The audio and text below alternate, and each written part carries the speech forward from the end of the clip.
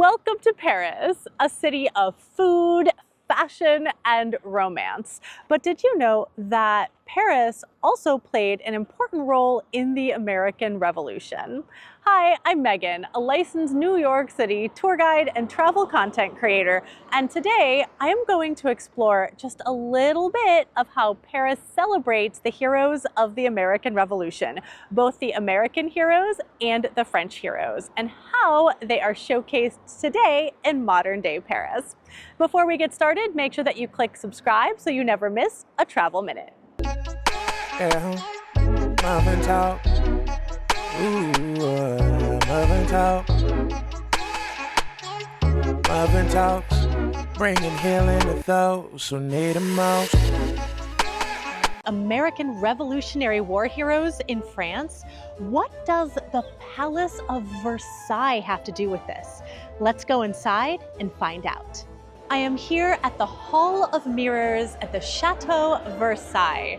Now in 1776, Benjamin Franklin and two other American diplomats, they came to France, and they came here with the hopes of winning French military support in America's quest for independence from the British monarchy.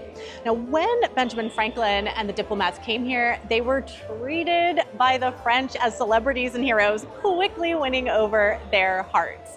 In 1778, a treaty was signed where the French government would officially give military support to America. Actually, considerable military support. King Louis XVI ended up sending 6,000 men under the command of General Rochambeau, who would end up helping the Americans win the Battle of Yorktown, which would help them eventually win the war. Now, Benjamin Franklin himself in 1778 was invited to Versailles, where King Louis XVI gave him a formal document, a formal letter of support for Congress. So that is what Versailles has to do with the American Revolution. Did you know that George Washington never set foot in Paris? And yet there are at least two giant statues celebrating his legacy here in Paris. But why, if he never came here? Well, while Washington may have never visited Paris himself, as the commanding general of the Continental Army during the American Revolutionary War, he certainly had a large effect on the French. The French sent thousands of men to help the Americans defeat the British. Now, for this victory, George Washington was seen as a hero. However, the relationship became a little more complicated during the American Revolution when George Washington proclaimed America's neutrality.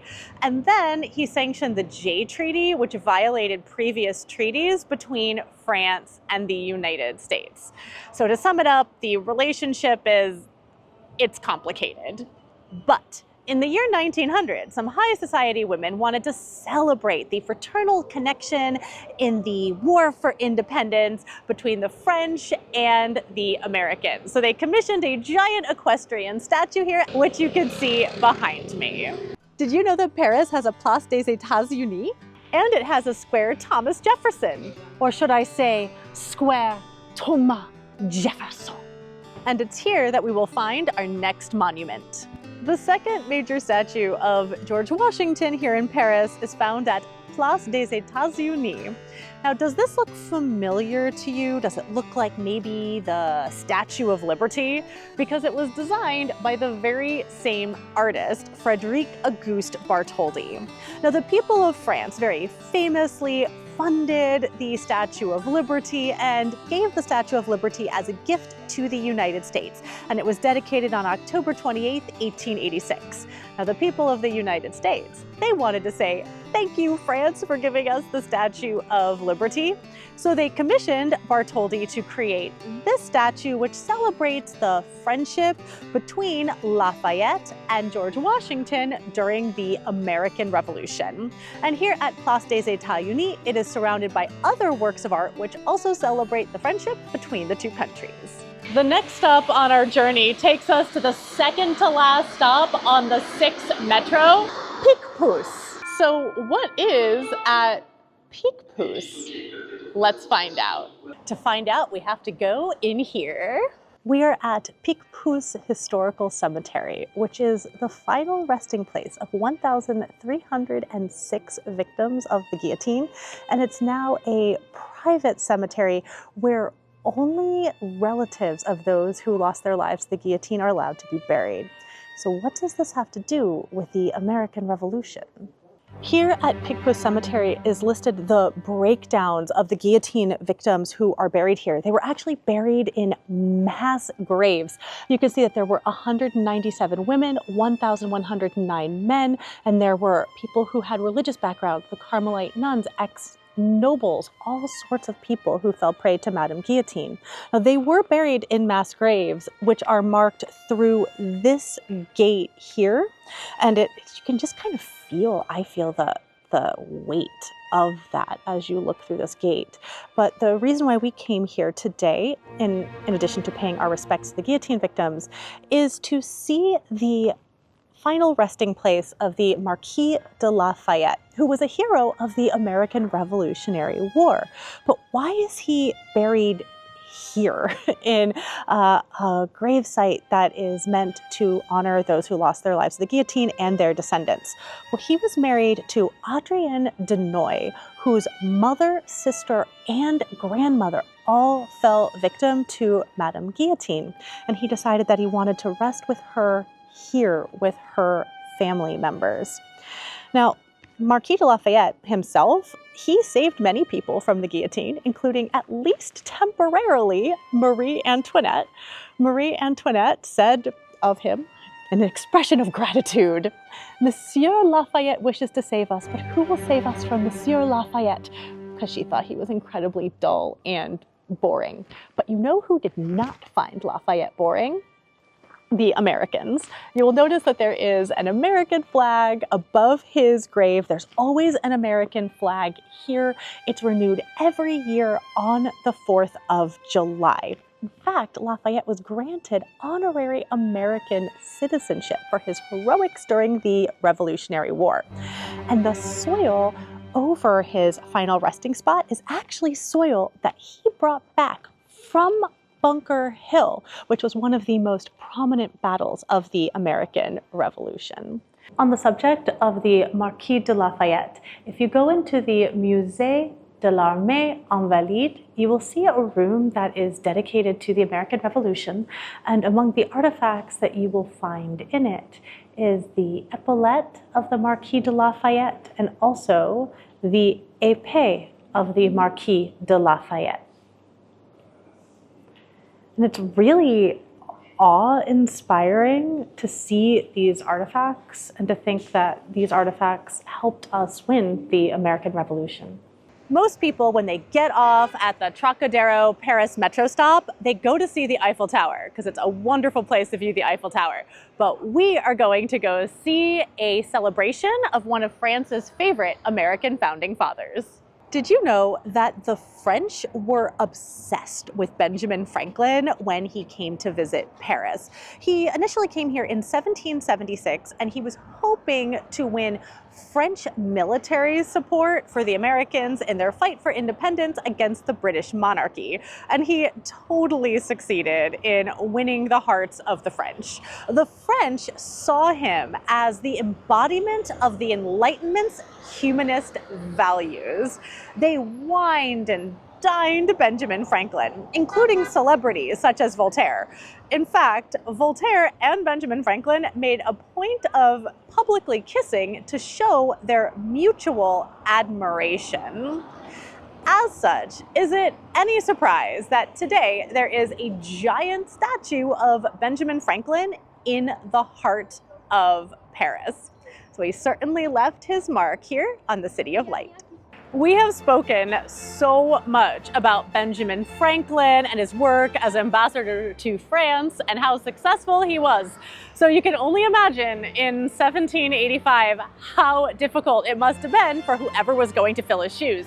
And in this case, it was Thomas Jefferson. However, Thomas Jefferson might have just been the perfect person for the job. In many ways, he was the most Parisian of all Americans. And he even famously said something along the lines of, "Every great man of culture has two homes, his own and Paris." Thomas Jefferson came to Paris and he loved the food, he loved the shopping, he studied science, he collected art, and he loved the architecture. In fact, so much so that there was a building called the Hôtel de Saint. It is now, I'm gonna do such a bad job pronouncing it, the Musée de la Légion d'honneur, which is across the street from the statue of Jefferson. And he loved the architecture of this building so much that it inspired Jefferson's home in the United States, Monticello. And in fact, in the sculpture, you can see an early draft of Monticello in Jefferson's hand. Now, the statue is relatively new. It dates back to July 4th, 2004, and it was funded by the Florence Gould Foundation, and it is here commemorating Jefferson's time in Paris. Did you know that the American Revolution officially ended right here in Paris? This is 56 Rue Jacob, an area that used to be Hotel de York, and it was at the Hotel de York on September 3rd, 1783 that the Treaty of Paris was signed. This treaty officially recognized the American colonies as independent.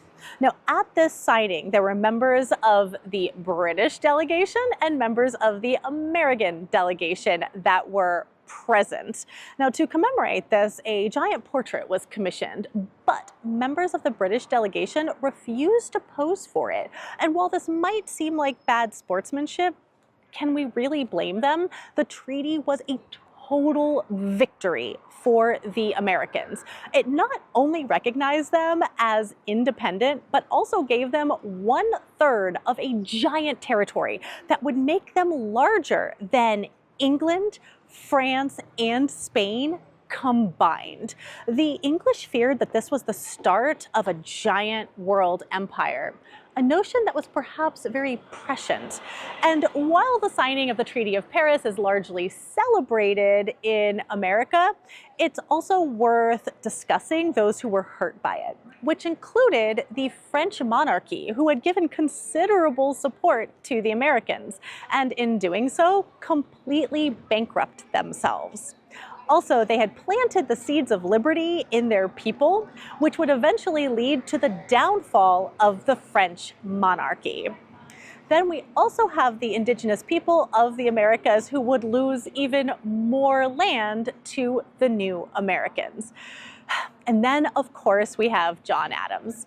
John Adams was afraid that his legacy would be overshadowed by that of Benjamin Franklin and George Washington. History is always complicated, and that's why we need to keep on digging.